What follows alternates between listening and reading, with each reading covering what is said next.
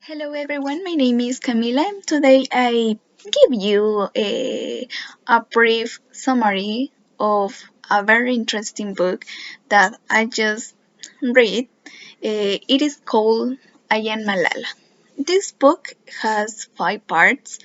The readers of this book are Malala Yousafzai, sorry, with Christina Lam. So, before this, let's give a little context of Malala. Malala, from a very young age, educated by her father, eh, Saudin, and her mother, Turker, Turperkai, and she studied at her father's school since was 13 years old, and she realized that the woman only procreate and stay at home and had no rights to education. So she started with that life, with that idea was to defend that right of education. Now, she is currently a Pakistani activist and living in United Kingdom. Well, each part of the book has several chapters, but we are going to talk about each part, not the each chapter. Well, now let's start. The first part, the first part is about the birth of Malala. Malala was born on July 12, 1997. That is, she is 24 years old today. She is from Mingora, Pakistan, and she was born in a society or in a place where the women are not important part. And there to each birth of a male, they had a party or celebration, but when she was born, there was not such thing because her grandfather and her neighbors say that she was dishonored. Malala's father was a teacher at the girls' school. He always support her and supports his daughter so that she has the same rights as men. When he was a little, had stuttering problems. One day, Malala's father signed up for a speech auto, and he was he was not a good speaking quickly and frequently fluently.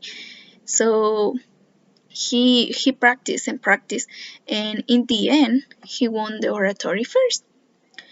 Her father went to school despite having many problems and obstacles along the way. But in Pakistan, only men have the rights to education, and that is why the men who study are frowned upon.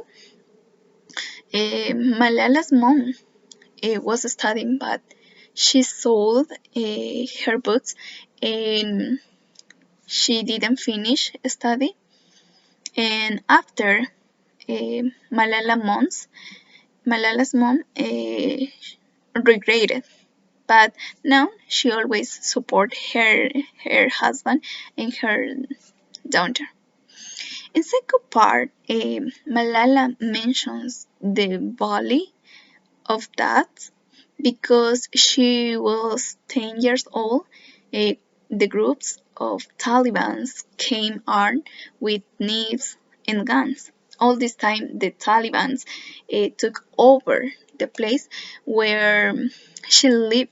Was ugly because they began to burn all the media like TV. Uh, Only radio was allowed. Later, Sufi Mahamud closed the address, and the woman couldn't go the market. Oh, so many things that were illogical. After the Taliban first took the place, their music, their Buddhas, and then their history itself, gradually destroying everything. One day, Sufi Mahamon declared jail for the women who were going to study, but Malala and some girls will seek to school, hiding her backpacks and her books. Something I remember that Malala told in this part is that when she went in the weddings and special events, when decorate her hands with henna, she couldn't draw flowers and butterflies, but she drew mathematical formulas.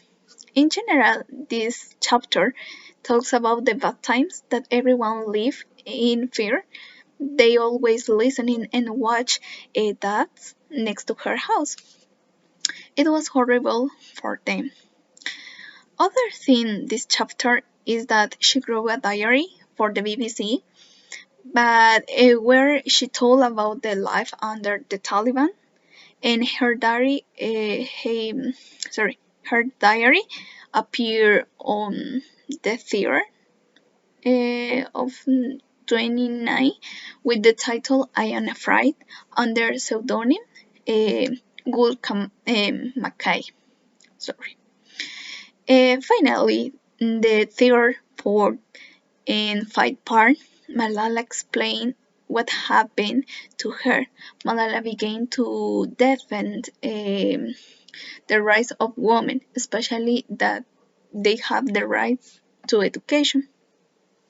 So, on the afternoon of October 9, 2012, Malala boarded her school bus in Pakistan Swat district, and an armed man entered and asked for her, calling her by her name, and then pointed a gun at her and shot her 3 times.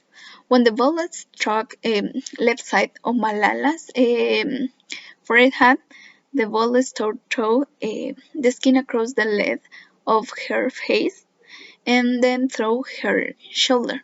After in the days following attack, Malala remained unconscious in a critical situation, but later her condition improved enough that she could be sent to the Queen Elizabeth Hospital in Birmingham, England, for intensive rehabilitation. So in this time, she spent several days without her parents in the hospital, and she missed them. After she recovered from her, news came the Taliban had ordered her father and Malala to be killed, and several governments held them. So Malala didn't stop from that and has continued but fight for the women's rights and won several awards. About this book, my opinion is that help us in many things, not only to know a real life story, but to evaluate the things that we have known. For example, I was born in a free place. I can go out into the street happy with every stopping me, or seeing the television, or walking, or going to market. I really like this book. So I hope it can help you and teach you something. So I recommend you read this book. So to the end at the summary, Malala always remembered and trusted the word of her father, And something that I also really like is Malala is free as a bird. I will protect your freedom, Malala. So you follow your dreams. Okay, that is all. Thank you for watching this video.